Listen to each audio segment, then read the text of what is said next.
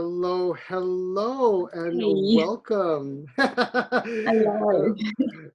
Welcome to our little series of getting to know you. And this week we've got Elmarie Ford from Earth Clan Designs. Hello, Elmarie. Hi, guys. It's so lovely to have you. It's so lovely to be able to see your face again. I know it's been a long time. It really has been, hasn't it? And I see you've got your little putty cat there. What's your putty cat's name? Bunny. Bunny is absolutely gorgeous. She just looks like Yeah, a this amazing Black Panther sitting there. yeah. She's a real gentle kitten. This one, like she can be passed around the house and she'll still cuddle. Like she'll actually run up to you and stand on her back legs and want to jump onto your shoulders. Oh, beautiful. Yeah. Beautiful. Look at her. She's just enjoying it, enjoying the cuddles. Yeah. So, Elmarie, can you tell us a little bit about your background and where you're from? Oh. Originally, I was born in South Africa. I suppose culturally, it's so diverse. And even though in some ways the landscapes and all that could be sort of similar to Australia, but it's just the culture that's so different there. There's very little support in terms of government. So from the word go, you basically learn to become very sufficient. And Hmm. a lot of the entrepreneurs in South Africa are just self-made. There's nothing that, so you always have to fall back on yourself. So I guess from a very young age, I was at the markets. I mean, my first markets, I was 17. I started my own markets in Johannesburg, and I think at that stage I was painting shoes and made my bottle top earrings, which I still make today. Um, and I studied at the Johannesburg Arts Foundation, which was just a phenomenal experience. And traveled a lot.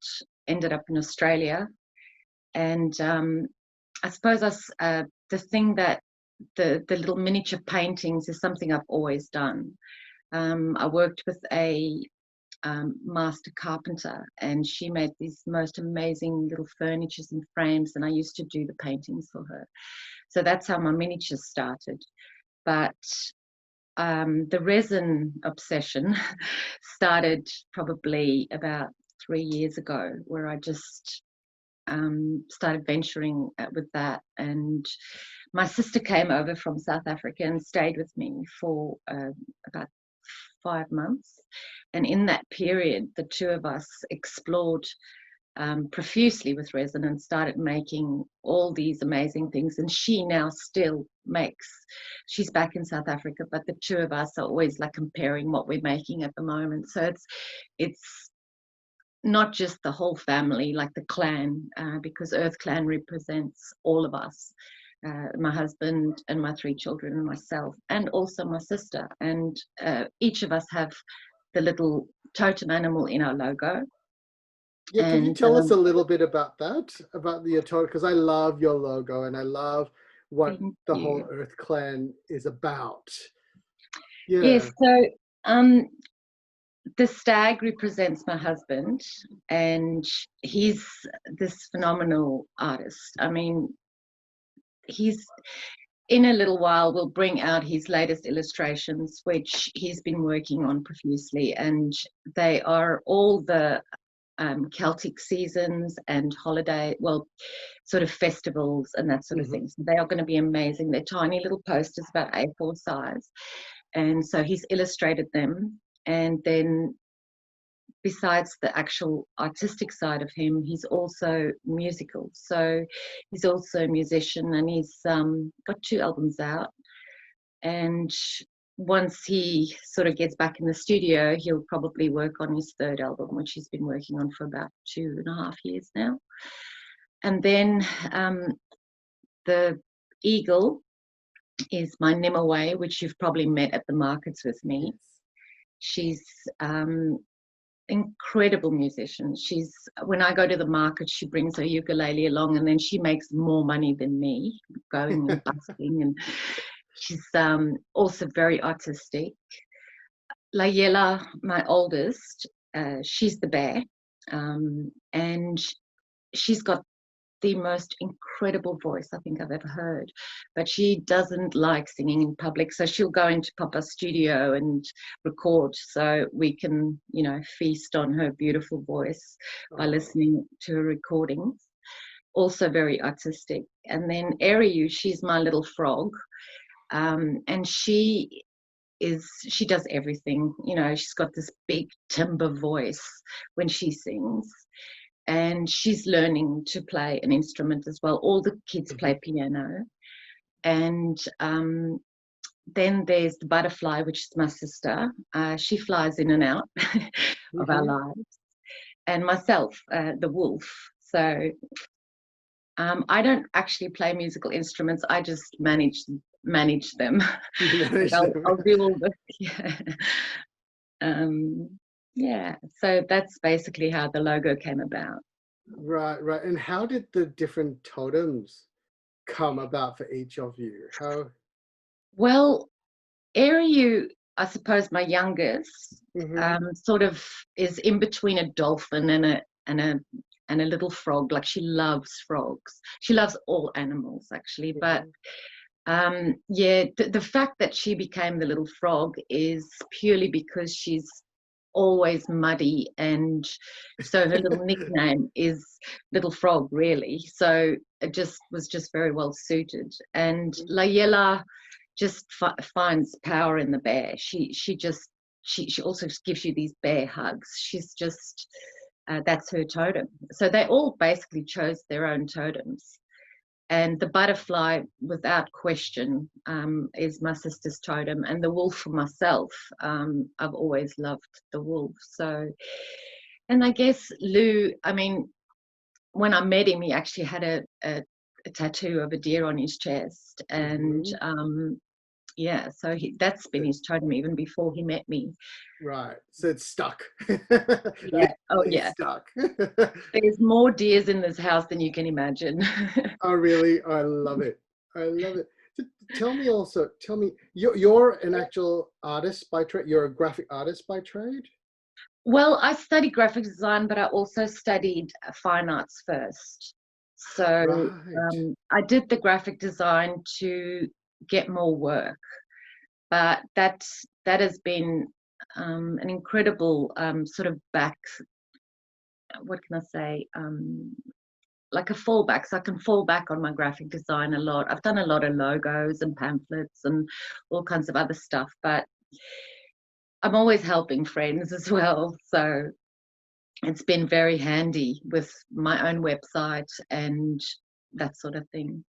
Yeah. So for all those who don't realize, those beautiful photography and of all the jewelry Elmarie does herself and her logo, they're just the most immaculate logos. They're just so pretty. And your artwork is so soft and refined and tiny. Those little, yeah, I just love being, you kind of get lost in this world looking into a tiny little bottle cap or one of your little pendants. Um, how long does it take you to do one of those little paintings?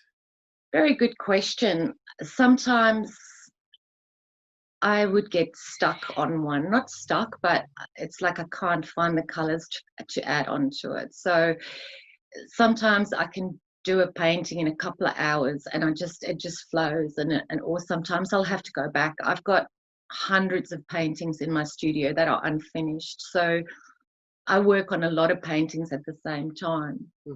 And so whatever's inspiring, or I'll go, oh, yes, that's what that one needs. And then I'll be able to finish it at that time. So I can't really give you, I'd say a painting wouldn't take me less than 2 hours if I'm in a flow. Right, right, right. But that's it's the typical artist, isn't it? You have all these different projects that are going, and because sometimes you have to wait for it to dry, so you go in to do another one. I know I'm the same because I recently, when we moved here, my partner's actually put me in a room, and we're about to make the garage into my studio. Because he said, you can make as much mess in there and keep it there. So I get Oh, it. oh, I know. One of the websites that one of the Facebook pages that I joined, they said, "What are you creating this weekend?" And that's like a couple of weekends ago, and I'm like, "I'm cleaning." I've just, I've just played too hard in the office. I mean, the studio lately. So sometimes you get to a point where you just go, "Oh no, I'm so inspired. I just have to make a little bit of room," and then you make more mess, and you just got to go back and clean everything out every now and again. Every I know, and it is quite a cathartic thing, but at the same time, these each of these pieces of artwork is like you connecting with the divine and your spiritual side as well, because it's like doing a meditation, isn't it, when you get into your art? Totally, So absolutely. tell me a little bit about how you got onto your spiritual path, because I can tell that there is a real deep spirituality in you. You have a real connection to nature. You have a real connection to the environment around you. What got you into that? Well, my father and my mother, they both have passed away, but they were wonderful animal and nature lovers. So as a young child, my holidays were spent on hiking trips. So, and that's almost every single holiday. So we'd hit another part of Africa and we'd go for like 2-3 week walks in the bush and camp and just have a really outdoorsy type of life. So my father also, which was did fishing. So, but I didn't like fishing, so I'd end up just picking up rocks and going for long walks and rowing on the lakes and that sort of thing. So, lots of outdoor life growing up, and that never went away. So the connection with nature and just the whole spirituality around what is life and growth and all that came from, I suppose, just being in nature. I suppose that's my religion, in Yeah. many ways is nature. I see, and this is one of the most beautiful thing I love talking to people who are spiritual and quite intuitive as well, is that the conversation flows. Because my next question was, what does spirituality mean to you? And again, and so tell me, what does nature mean to you? What does being in nature mean to you? Well, I suppose it's my inspiration more than anything. And if you look at my paintings, I mean, my all-time favorite artist is Constable, which is sort of like a precursor to the Impressionists. But his paintings, I can just dive into them. It's like this, that's what inspires me is the beauty more than anything. It's just the Mm, beauty of nature, I suppose. I guess that would be the way to put it, is the okay, beauty of it the and the way beauty. it makes me feel. So how often do you need to go back in? Because obviously that will recharge you. How often do you need? Well, to be honest with you, I live in it because we chose to live very rurally. So I walk out my door and I'm surrounded by it. It is farmland around us, but we have very limited traffic. We live on about a 4.5 acre plot, so lots of trees, beautiful starry nights, and so in many ways, the lifestyle that we chose is being in nature. So we've got creeks around us, and there are, of course, different levels of nature. The Mm, untouched nature, and I guess that's the part that really inspires me. I've walked through the Himalayas, and because I did a lot of traveling when I was younger, mm, and that I go there, like especially if I go to really amazing places, I don't take my camera ever. It goes in here. It's like this rule I have. So I observe, I sketch, and then I just go back there in my mind. So often when I paint, I'm back in the Himalayas or back in the forests or somewhere like that. So do you travel with a sketch pad? Do you walk around with a sketch pad when you go out? Not No. lately, no, not lately, and haven't for years, but I do sketch. Um, yeah, I haven't actually carried you see, I'm surrounded by artists, my kids and my Mm. husband, so there's always somebody drawing in the house. We have this little game whereby we'll all sit together and we'll each have a pad, and then we'll start drawing and then have like a couple of minutes and then pass it on. So we end up with these amazing drawings that we all contribute in. And that way we also teach each other. Um, and you go, oh, I wouldn't have done that, but that looks amazing. So, you sort of open your mind and you just, it's fun, it's a great family thing to do. Right. So do your works end up starting like that? I mean, like within the family sketch, or is it something that you just remember in your mind's eye and then channel it in and then start painting? Well, no, not entirely. Although some of the tiny little paintings, Mm-hmm. because the kids are so keen, like I'll give them some cabochons or something to start on, and if they lose interest, sometimes I'll go back and go, oh, I can add to that. So yes, there are some of them that they do contribute like that. Absolutely, yes, Oh, and sorry. no, that's amazing because when I read the bio about Earth Clan Design and all the individuals of what you do, I never actually realized that all of you have got a little, um, you have a little go at every little, at those pieces. And there are Yeah. layers of all of you in it. Definitely. And my little one, Eriu, she she definitely has this incredible touch with the paint. Like I'll leave her in the studio and I'm like, oh, I'll clean the mess up later. And then I go back and I said to her, you can use these 5 bases to paint on. And then I'm like, oh no, you can have more, you're on a roll. So but I make sure that if she's done a painting all by herself, I let people know this. So yeah, she does amazing work, breathtaking actually. Yeah. And And what number way too, yeah. Yeah. and what medium do you usually paint in? I love alcohol inks, and I use enamel paints, so oil-based paints. Um, I can't use the acrylics with a lot of my stuff, although I just find the acrylics, I don't get the detail I want. Right. So that's why I go with the oil. They mix beautifully. They just tend to have that.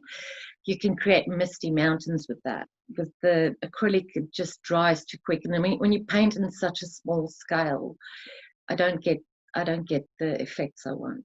So, but Right. I am going to go bigger again, because in the beginning when I started studying, and I used to paint huge paintings, like really, really big paintings. Most of those paintings hang in my brother's house, but yeah, I'm definitely going to go bigger again. I've been painting small for so long that, but yeah, I've got the itch now.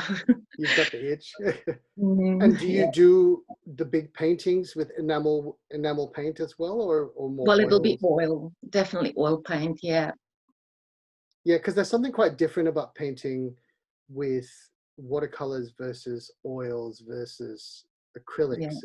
Oils are so tactile and textural, and Mm, the stroke work you can do with it is very, very different again. And you can be, because you're quite a color person, aren't you? yes. Yeah. Mm. And you get that richness and depth out of those colors. Yeah. I think there's so many different um, mediums out there now, and I'm just going to explore and see. Because I must say, when you paint larger pictures, I'm not. against acrylics, that's for sure, because you've got more, and you've got sort of like things that you can mix in, sort of carriers that sort of let the paint have a longer period of being, The usable and mediums. don't dry. Yes. Yeah. So, and yeah, so they take longer to dry. So Uh, can you tell us a little bit about how your art, your business have evolved over the years? well, Lou and I mean, like I said, I started from a very young age. My first ever sort of shop. I had a little shop in Johannesburg, and it was called Toadstool Productions, and that's where I had my first creations in. After that, you know, we after Luke and I sort of got together, and our first business was called Douglas Cauldron, which we did all our Luke did a lot of leather work, and his leather work's amazing, but and also just the painting and the various different things that we've done. So I mean, we started that business before the children even were born. But and then we had a tattoo studio for Oh, which was called Young and Free. And then after that, we had Ellen Records, which was the music, and we just threw all the art in with that. And then we just sat together one night and we're like, we've got to find something that represent all of us. And I mean, Ellen Records was basically Elmarie, Luke, Layella, Ariu, and Nimue. So the name was already there, but so then we just decided that we have to find something that we can push all our talents and all our various different things that we do, because we do so many different things under the same basket. So yes, so that's how Earthclan Designs was created, and that was about 3 years ago. so are you a tattoo artist? No, not me. My husband was for a long time. Oh, right. Okay. Interesting. This is so fascinating, and this is what I love about doing these interviews is that you find out all these nuances that at markets we're so busy that we never get a chance to talk about stuff like that.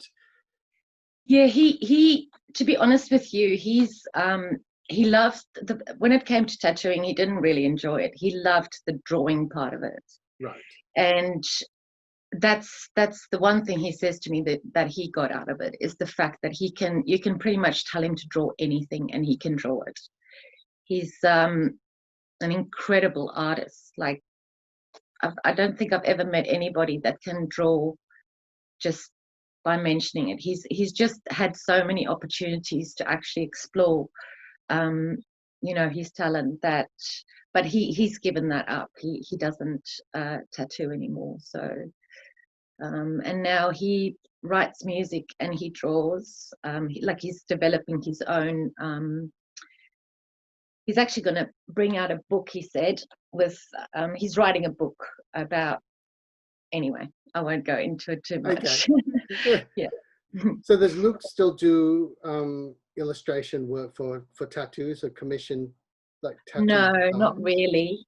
No. There'll be the odd friend that calls him up and asks him to draw something. But generally, it's now he's doing it for himself. And there's so much passion in his drawings. I can't wait to show you what he's been doing, Andrew. It's going to blow your mind. Ah, does he do this commercially to sell as well, or is it mostly This as is what he's working on his own line for the business. So yeah. beautiful? So we'll be excited to see some of that come into the spiritual co-op as well. Yes. Oh, absolutely. Oh, Most how definitely. exciting. Yes. And Nimue has been making the most magnificent dream catchers. They're sort of miniature ones. They're only tiny, but the detail in them is amazing. So, and the oldest one has been learning to do miniature macrame lately. That's her thing. So she's getting very good at that. So from now on, I'm going to be passing my beautiful pieces on to her, and she can put macrame necklaces on them. So that's the next step there. So Wow. yeah, and Your Ari, house. Yep. sorry, Go. and Ari is also at the moment. She's moving towards sculpture. She's really like she's used up most of the clay in my office, and but now I'm going to have to get her some more. So she's obviously getting into the whole sculpting thing. So that's going to be exciting to see what she comes up with. Oh, I would love to be in your household where creativity is so, it's so abundant and nurtured. And I think, this is something that a lot of people don't get in their lives. A lot of people have that creative passion, but from a young age are told, you're not going to find money out of this, you're not going to be able to make a living out of this, so wipe it aside, go and become an accountant and do this as a hobby. But I love how you have nurtured that in your entire family, and everyone has a little bit to play and a little bit to work with, and you give them that free hand. It's just absolutely beautiful to hear that. Thank you. But that was the whole idea with the business, is that if they have an outlet for their creativity, then we'll always be there. We'll support them in whatever they want to become or do in life. So, but this way, they have an outlet, or we basically teach them how they can use their talents to survive, basically. So. That's amazing. That is Mm. absolutely amazing. Now, can you tell me a little bit about how you bring your spirituality and nature into your everyday life and work? How do you invite that in? Because a lot of people find it really hard to find that inspiration or to mix their spirituality with their everyday life. Well, I suppose the bottom line is that you have to be happy. If you are happy, you are able to see the various different blessings that you have in your life. So I guess going for nice long walks or just being outside. I mean, the fact that we've got chickens brings so much joy into our lives. Just being happy and being open and sharing, I guess. I'm not sure if that answers your question, but I just feel that you um, have to be happy. That's the bottom line for me. Yeah. A lot of laughter is the key to being. I don't know if that's spiritual, but it's Oh, it is. It is, because joy and laughter is the center of everything loving and beautiful. it is, isn't it? And to be able to be in that state, there is a beautiful acceptance of whom we are. And it's living, to be able to live in that pure joy is about being in our own authenticity.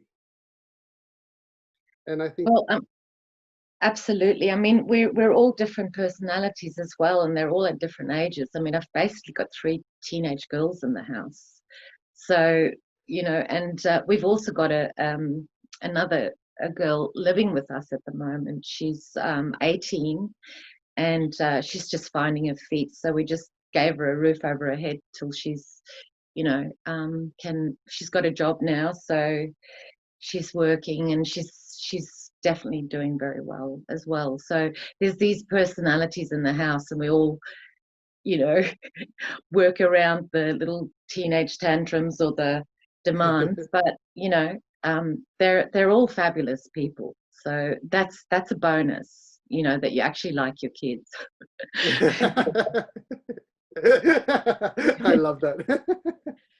Yeah. uh, so another question is, what do you think your vision or mission or message to the world is? Wow, that's a big one.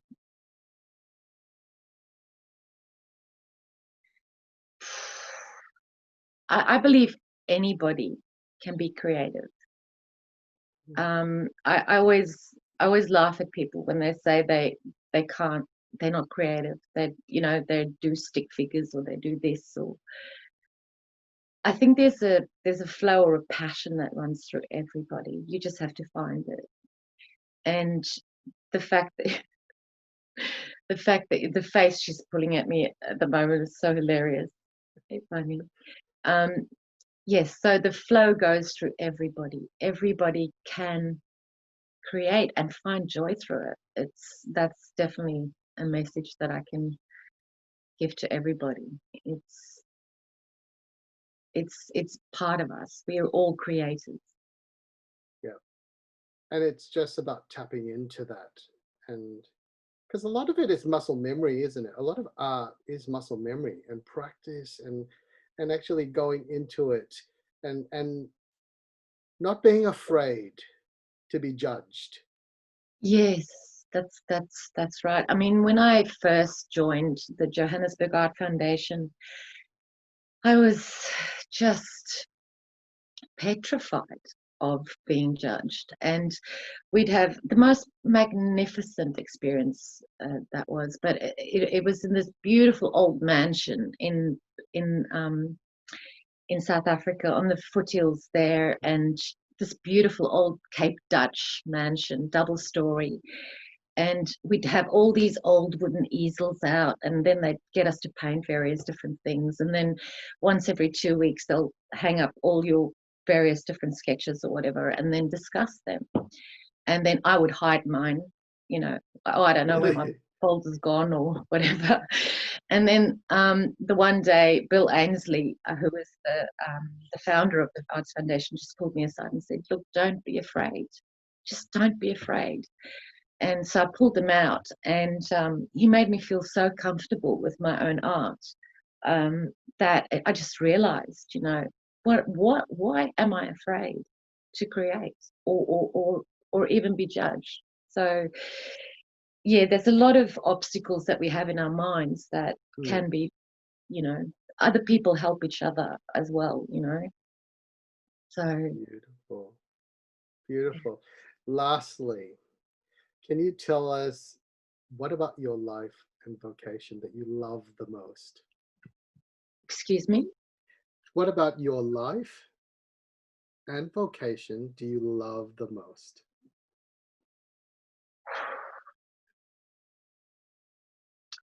my family, definitely my family. There's just nothing that tops that, I think. Oh, Absolutely. Yeah. And my it's and my three cats, I've got my bunny. Here's a bunny. Not your bunny. She does this stretch. But yeah, my three cats, my six chickens, and my family. in your So family. yeah. Oh, that's beautiful. And you know that everything is complete Yeah. when you are comfortable and, in a beautiful state. And that's probably why you're able to create such beautiful artwork as well, because, you're always in this happy, joyous state. Well, I wouldn't say always. I've had serious moments. But yeah, I'm very content with my life. So yeah, Well, thank you very much for taking the time out in this crazy period. I thank know you've got you. a household of sick children. Yes, um, and it's yeah, taking the time out to actually tell your story and to inspire people to be creative and find joy in their life. thank you. It's been lovely talking to you, Andrew. Yes, it has been. Thank you so much for sharing your story. And if Pleasure. anyone has questions, make sure you comment in the feed below. And I'm sure either Elmarie or I will be able to answer those questions. Or if Elmarie doesn't say it, I'll forward it to her as well, and then we can get those conversations going. so Beautiful. so if you're interested in Elmarie's beautiful miniature pendants with beautiful artwork in it, or her resin jewelry, which is absolutely divine, made out of local hardwoods and resin that she um, collects and carves. Make sure you check out, is it earthclandesigns.com? Yes, earthclandesigns.com. Yes. Yeah, so make sure you check earthclansdesign.com, or you can also find Elmarie on our services hub at thespiritualcoop.com. So don't be afraid to ask questions. Don't be afraid to share your joy and express yourself and find your creativity. Find the inner child and that creativity. Thank you very much for being a part of this today. Uh, Thank you, from, Andrew. from our heart to yours, take care of yourself and the people around you. And we will see you next week with more of getting to know you. Brilliant. All right. Take care, Andrew. Bye. Bye.